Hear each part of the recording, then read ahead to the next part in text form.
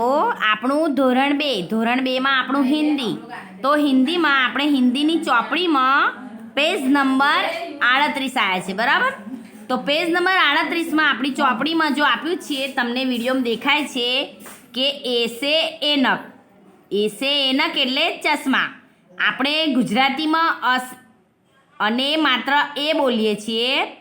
ગુજરાતીમાં આપણે એવી રીત બોલીએ કે અને માત્ર એ, પણ અહીં હિન્દીમાં કેવી રીત બોલાય? અસે માત્ર ઐરાવત, એરાવત. એસે એનક પણ થાય અને એરાવત પણ થાય. એની નીચે સૂચના આપી છે, જુઓ કે વાંચો અને લખો.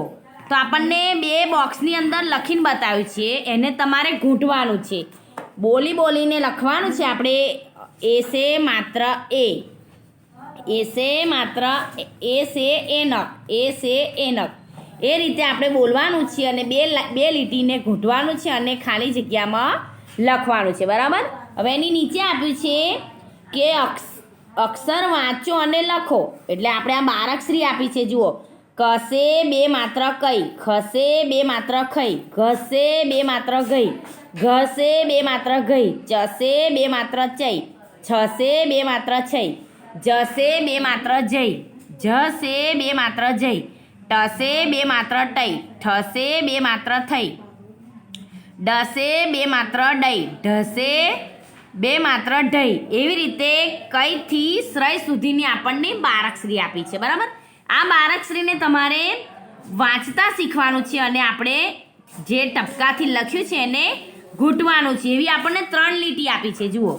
કઈથી શ્રય સુધીની આપણી આખી 12 અક્ષરી આપી છે, એને આપણે ઘૂંટવાનું છે અને પાતળી લીટીની અંદર ઉપરથી જોઈને જેવી રીતે ઉપર લખ્યું છે એ પ્રમાણે લાઈનમાં લખવાનું છે. આપણે આ ચોપડીની અંદર પૂરવાનું છે, બરાબર.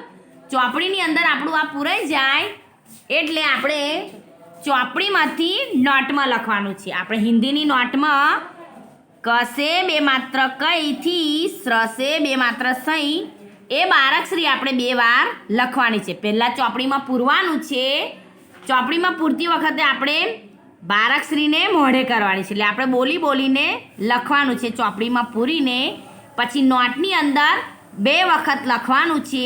એ આજનું આપણું લેસન છે બેટા. ચલો ફરી બીજું શીખીશું.